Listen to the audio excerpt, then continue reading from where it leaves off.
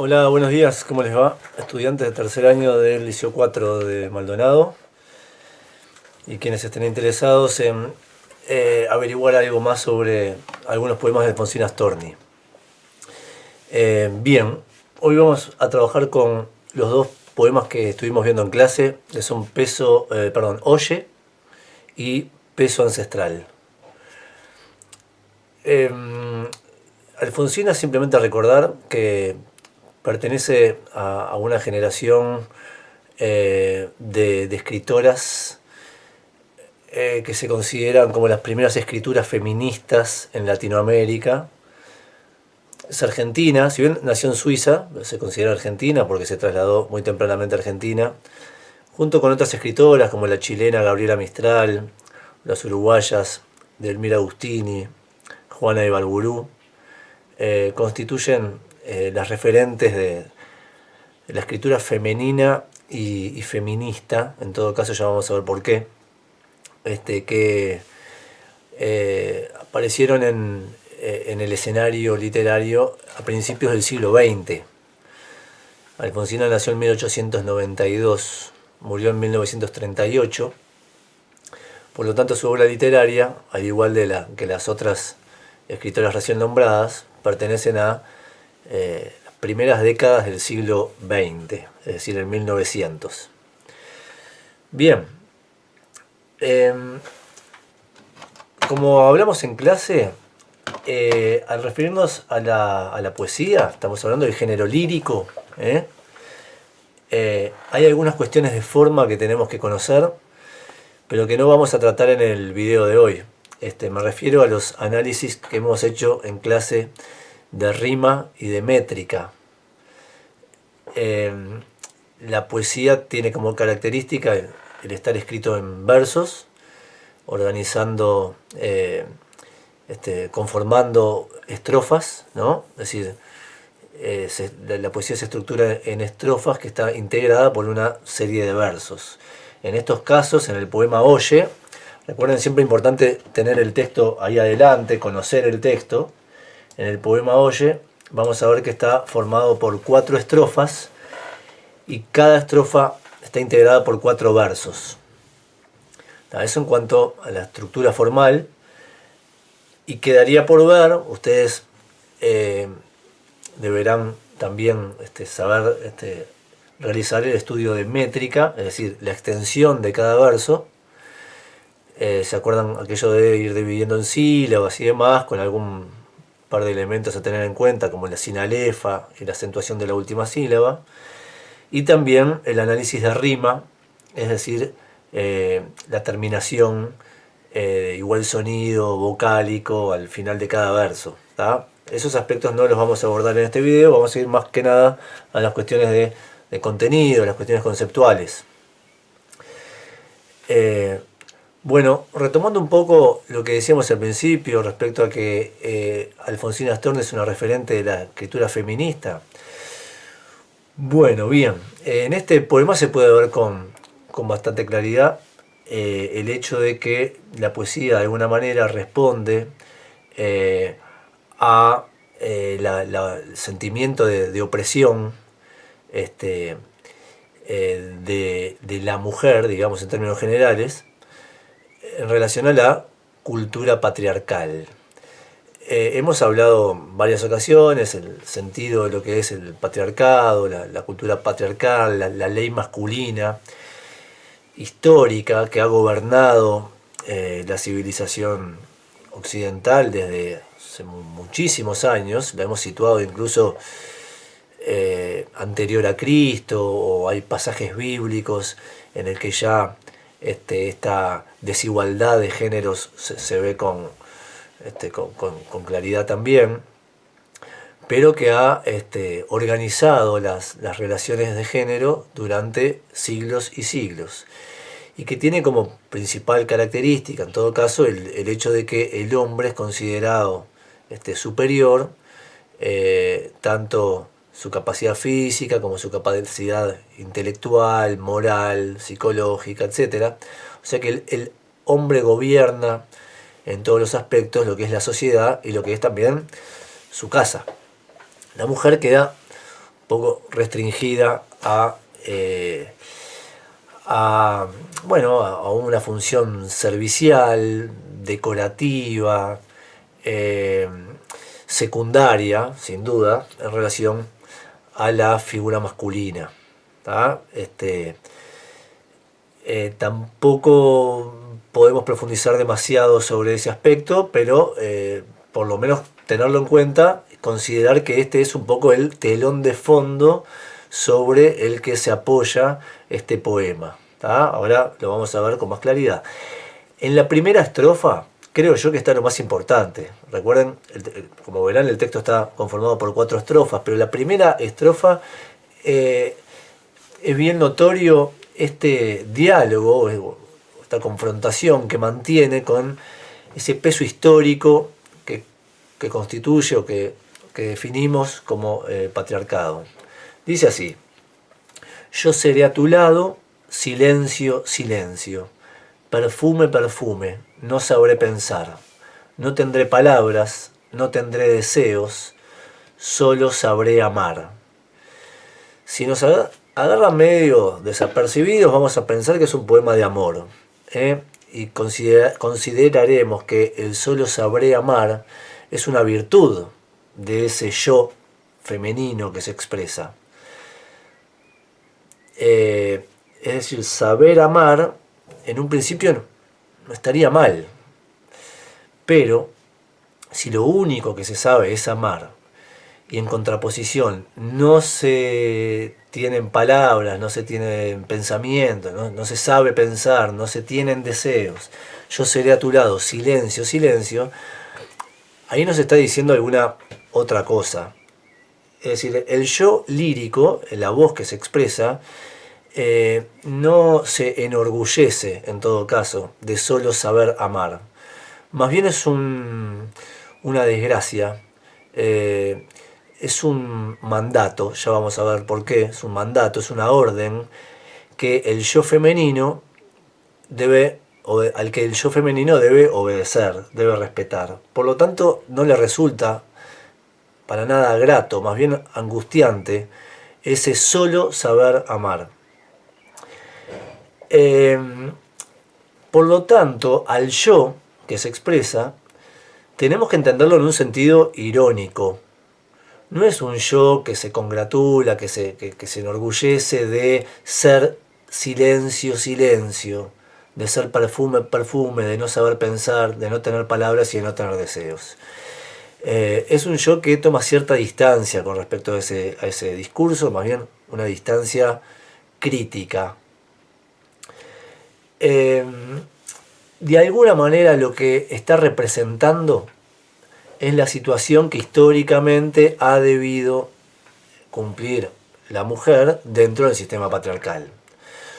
¿Cuál es esa función? Bueno, una función decorativa, lo vemos en el perfume, perfume, yo seré perfume, y solo sabré amar, y solamente funciono en tanto como relación amorosa, como compañía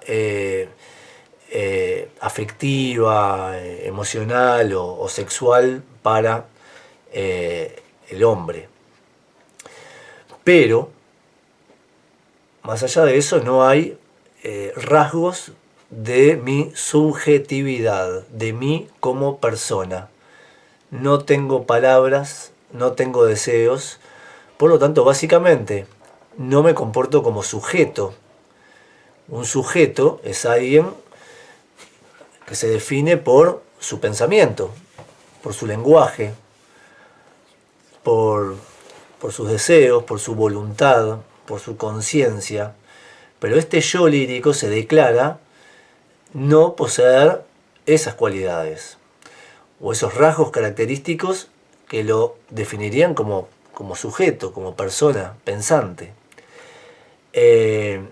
Despojada de deseos, de pensamiento, de palabras, obligada al silencio, cumple esa única función que es la de amar. ahí está un poco el enojo. No sé si ustedes perciben cierto, bueno, expresión de enojo, de fastidio en esas palabras. Enfatizado, muy importante esto, enfatizado por el uso del tiempo futuro. Yo seré a tu lado, tal, tal, tal, no sabré pensar. De alguna manera estoy como condenada eternamente por el resto de los tiempos, y eso es la función que cumple el futuro, ¿no? Desde algún momento para siempre estoy obligada a esto. Entonces aquí me lleva inevitablemente a pensar en un pasaje bíblico que es el momento en que Dios expulsa a Eva del paraíso, y y Jehová Dios se expresa también en tiempo futuro y la condena por haber comido del árbol de la sabiduría, del árbol prohibido. La condena a la mujer, a Eva y a toda su descendencia a entregar básicamente sus deseos al hombre. O sea, le dice, tus deseos serán para él. Fíjense ahí qué parecido es al no tendré deseos. Y él se adueñará de ti. En definitiva, si yo soy silencio, si yo no sé pensar, si yo no tengo lenguaje, no tengo deseos, ¿a quién le entrego el territorio de las decisiones, de las voluntades, de los deseos? Evidentemente aquel que sí los tiene, es el hombre. Por lo tanto, él se adueñará de mí. Se adueñará en todos los planos. Ahí está el aspecto crítico del texto, y lo que nos llevaría a pensar en un texto más bien crítico hacia la cultura patriarcal, o sea, una escritura feminista, más que un poema de amor. Fácilmente nos dejamos llevar cuando aparece la palabra amor o amar, inmediatamente pensamos que es un poema de amor. No, no se trata de eso. Solo saber amar es, en este contexto, es una desgracia, es una condena. Luego dice, cuando el agua caiga monótona y triste, buscaré tu pecho para acurrucar este peso enorme que llevo en el alma y no sé explicar. Esta estrofa también tiene un par de versos interesantes. Primero que aparece, bueno, no aparece, ya había aparecido en la primera estrofa la segunda persona, el tú. El tú es claramente masculino. Yo seré a tu lado, silencio, silencio. Recuerden aquella condena bíblica, aquel mandato, tus deseos serán para él. Él es el hombre. Acá aparece el yo seré a tu lado, silencio, silencio. O sea, la palabra será tuya. Y cuando el agua caiga, cuando sufra de esta angustia, buscaré tu pecho para acurrucar. Es decir, la comprensión del hombre, de alguna manera. Pero el hombre es incapaz de comprender en este contexto. El hombre no es capaz de una respuesta comprensiva, de un entendimiento. El hombre, de hecho, no es capaz de una crítica al patriarcado. En todo caso, esa falla, esa diferencia con respecto a la cultura patriarcal, corresponde más bien a la liberación de la propia mujer. Entonces dice así, cuando el agua caiga monótona y triste, buscaré tu pecho para acurrucar este peso enorme que llevo en el alma y no sé explicar. ¿A qué peso enorme se referirá Alfonsina? Y bueno, hay que acababa de alguna manera referir en la estrofa primera, el peso histórico de la ley masculina, de la resignación femenina. Por resignación me refiero a renunciar a su palabra, a sus deseos, a su voluntad. Renunciar porque la autoridad patriarcal es tan dominante, es tan poderosa, que de hecho difícilmente puede ser confrontada. Ahí en el principio del siglo XX como decíamos, las primeras estas escrituras femeninas y feministas, y bueno, empiezan a establecer primeros cuestionamientos, ¿no? Y un camino de liberación y de feminismo que, como ustedes bien saben, se ha desarrollado enormemente en los últimos años también. Bueno, ahora ese peso enorme que llevo en el alma y no sé explicar. Ese no sé explicar también es importante y tiene que ver con esto que veníamos diciendo. A principios del siglo XX todavía no estaba desarrollado el punto de vista crítico, no teníamos todavía conceptos y palabras que nos permitieran dar una explicación a esa inequidad, a esa desigualdad, a esa diferencia. No teníamos, por ejemplo, un concepto como patriarcado para poder hablar de él. Por lo tanto, la angustia también tiene que ver con que todavía no hay un lenguaje teórico que me permita introducir una crítica.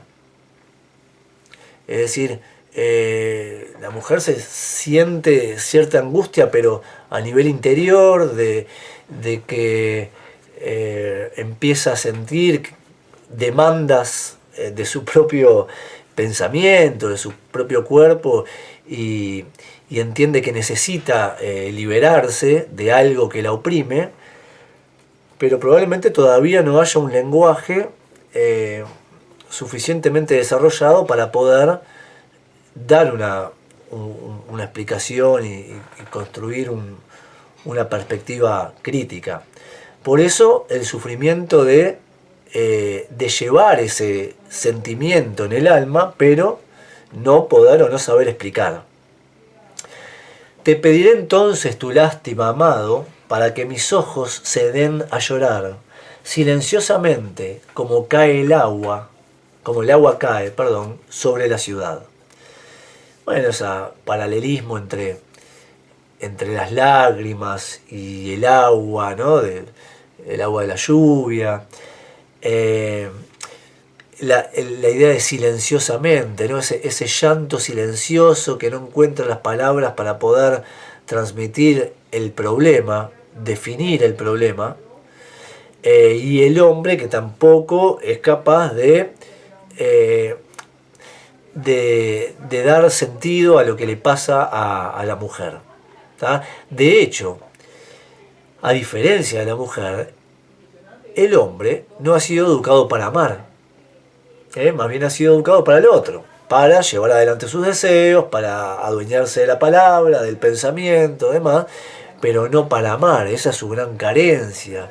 El hombre de alguna manera ha sufrido la amputación de esa habilidad del amor, entonces tampoco es una figura idónea, digamos, que sea capaz de responder a la angustia, el sentimiento de sufrimiento de la mujer. Y una noche triste, cuando no me quieras, secaré los ojos y me iré a bogar. Bogar es remar. Por los mares negros que tiene la muerte, para nunca más.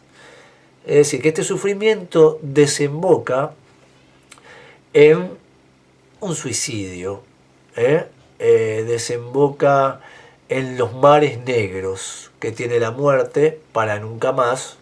Nunca más es volver a vivir. En Alfonsín Astorni el mar tiene un sentido de muerte y también de liberación, porque la muerte en este contexto significa la liberación de ese ser dolido, sufrido, en fin. Alfonsina, no diría casualmente, pero digo, Alfonsina se quitó la vida de esta manera, digo, la autora, ¿no? La vida real, el Mar del Plata, en el año 1938, caminó hasta el mar y luego encontraron su cuerpo sin vida. eh, esa premonición del poema. Hay varios poemas de Alfonsina que hablan que finalizan con la muerte del yo en el mar. Evidentemente tenía un significado muy personal, y bueno, se traslada a sus poesías esa idea del mar como en definitiva libertad, pero también en el sentido de muerte. Bueno, dejo por ahí el poema de Oye, de Alfonsina, y vamos rapidito a Peso Ancestral, que se relaciona mucho con este otro. Lo único que lo vamos a ver desde otro ángulo, pero van a ver, especialmente nos vamos a focalizar en los aspectos en común que tienen con este poema que acabamos de ver. Bueno, Peso Ancestral es más corto, son 3 estrofas, cada estrofa de 4 versos, tiene una estructura muy similar, y dice: tú me dijiste, no lloró mi padre. Tú me dijiste, no lloró mi abuelo. No han llorado los hombres de mi raza, eran de acero. O sea, primera estrofa, tenemos un tú, y ese tú rápidamente lo podemos reconocer como un tú masculino, un tú nacido y crecido y educado también en el marco del patriarcado, como un hombre que no llora. No lloró mi padre, no lloró mi abuelo. No han llorado los hombres de mi raza, eran de acero. Eso quiere decir, todo mi árbol genealógico, todos mis antecedentes, hasta la profundidad de los tiempos, los hombres no lloran. El hombre es fuerte, el hombre es valiente, al hombre se lo ha construido en ese sentido, ¿no? Iron Man, ¿está? Eran de acero. De ahí podemos hablar también de las carencias en el hombre de tipo afectivas o de tipo amorosas, que surgían también en el poema anterior. Así que primero ahí tenemos una primera identificación entre una segunda persona y una primera. Tú me dijiste a mí. Yo soy, ese yo lírico. Recuerden que siempre los yo no los podemos llamar Alfonsina Storni. Alfonsina Storni se mantiene en el lugar de autora. Este yo es una voz que habla. Sí podemos caracterizarla, podemos darles género, por ejemplo, claramente este es un yo femenino y el tú es masculino, ¿tá? Pero yo no conviene decir que representa a Alfonsina Storni, es una voz ficcional. Tú me dijiste, no lloró mi padre, ¿tá? El padre de él, no el padre de ella, ¿tá? De hecho es como una especie de estilo directo. Tú me dijiste, la voz de él, no lloró mi padre. Tú me dijiste, la voz de él, no lloró mi abuelo. No han llorado los hombres de mi raza, eran de acero. Esa es la voz masculina de el tú. Así diciendo, te brotó una lágrima. El sufrimiento en él también. El sufrimiento en él. Y me cayó en la boca, más veneno yo no he bebido nunca en otro vaso así pequeño. Ella percibe esa gota, esa lágrima como veneno.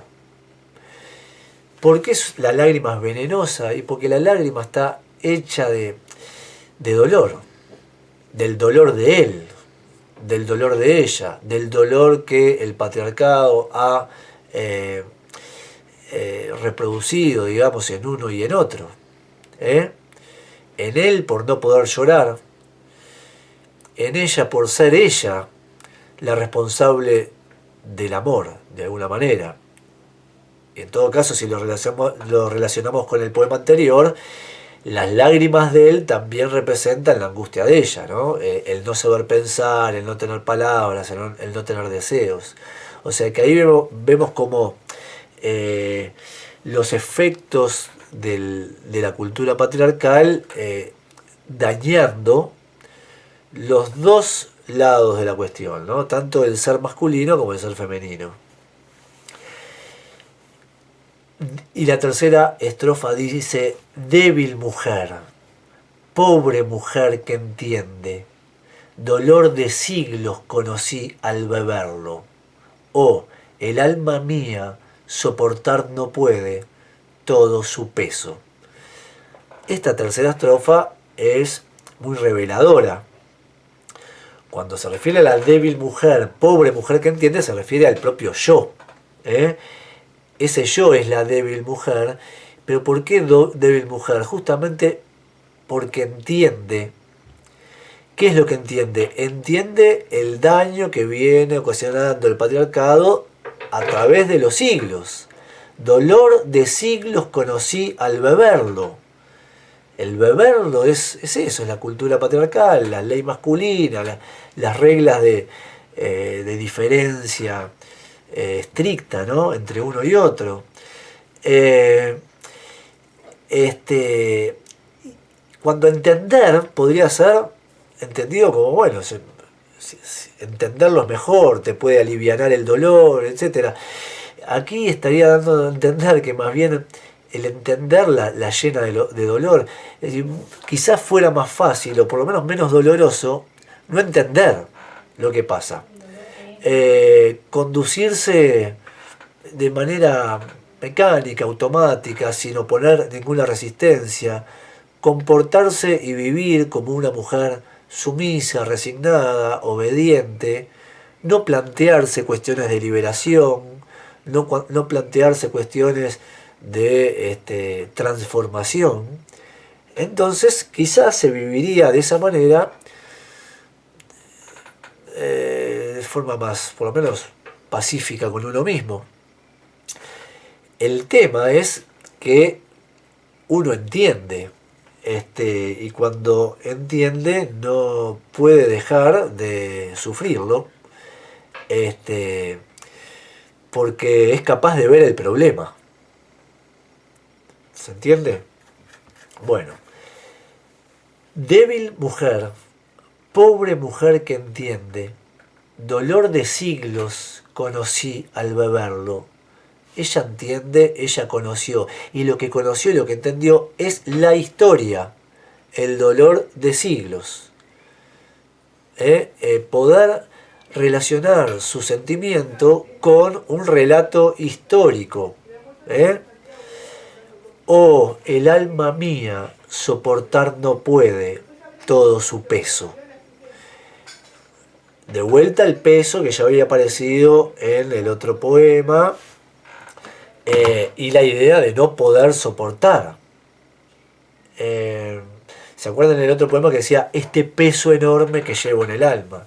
O sea, el peso claramente hace referencia a todo ese sufrimiento acumulado tras siglos, digamos, ¿no?